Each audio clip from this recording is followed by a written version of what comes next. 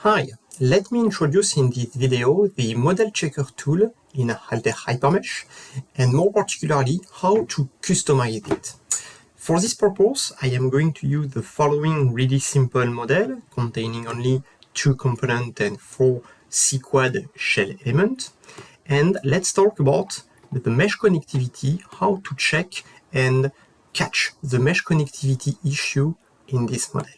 So let me just really briefly highlight the components. We've got one red component containing 2 quad and 2 other shell elements in blue.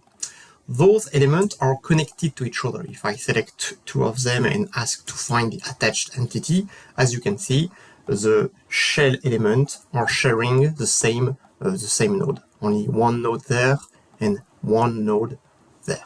Okay. For those who are used to use the legacy version, maybe remember that we've got from the panel, that's why I am using the 22.3 version in this video. From the old panel, we've got the check element panel and the connectivity tool there, allowing you to, as you can see if I click on this button, to automatically catch this kind of connectivity issue, shell element attached to other shell element with more than 2 nodes, in that case 3 nodes. Okay, this is one way if you are still using the 22 version or previous version. But now using the model checker, so let me introduce the model checker. From the validate ribbon, you can either run the check on a selection of entity or directly open with the satellite icon the model checker browser.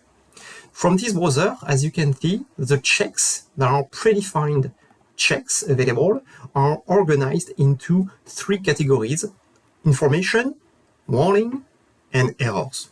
Okay? And you have access to multiple checks in each folder, as you can see. Check the free 1D element, check the connectivity of the RBE3, check for duplicates, entities, that kind of stuff. In order to run it, you just have to either click on the run checks or right click and run the checks. As you can see, currently I've got some error. I don't have any property in my model. I've got some information, and more importantly, I've got some warning about element connectivity. 2 elements failed this check. If I isolate this entity, as you can see, the check from the model checker, the element connectivity check, doesn't give you the same result as the previous panel. Okay, so in the model checker, we are only focusing, the element check is only focusing on this kind of mesh connectivity, one node shared by 2 2D shell elements. Okay, the other connectivity are not considered as an issue for this new check. Okay, so how to customize this model checker? You can, at any moment, if you want, create a new checks. For instance, let me create a new folder. Let's call it custom, whatever. And you can create in this folder or another, create a new check. You've got the choice of using a predefined check, that is to say, a check from the installation. Let me clear the results and redisplay all the checks. So if you are interested in checking the free rigid, you can copy-paste the function name there into your new custom check and then adapt it. To go further, you can also change this config to TCL check.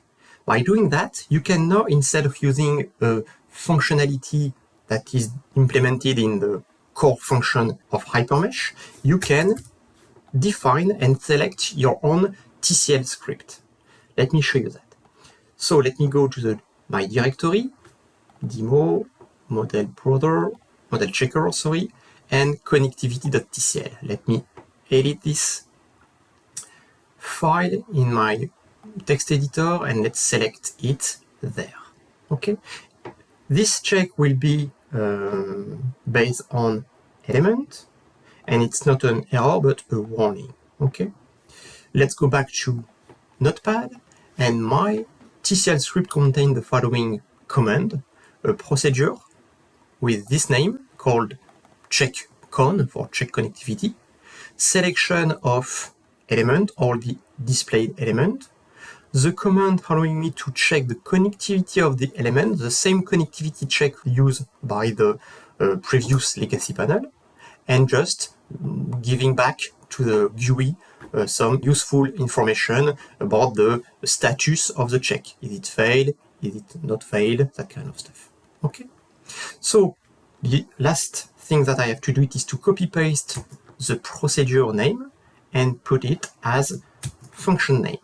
By the way, from the online help, you will find all relevant information and resources in order to create this kind of TCL script to be used from the model checker. If you are using specific solver interface, you need to declare your procedure into this with this specific name, the different key point, you have to choose a TCL check, that kind of stuff. Okay, you have to use the right procedure name in the function name, etc., etc. Okay, and also from the TCL query command topics in the online help, you could find some information about the command that could be used to feed back the model checker with some useful information. The set model check status to be used to change the status of the check. So in my case, I use either 1 or 2, as you can see from the text editor there, either 1 or 2 in order to if some failed elements are found or not. So let's go back into the model checker. I've got my custom script. Here we go. Here it is.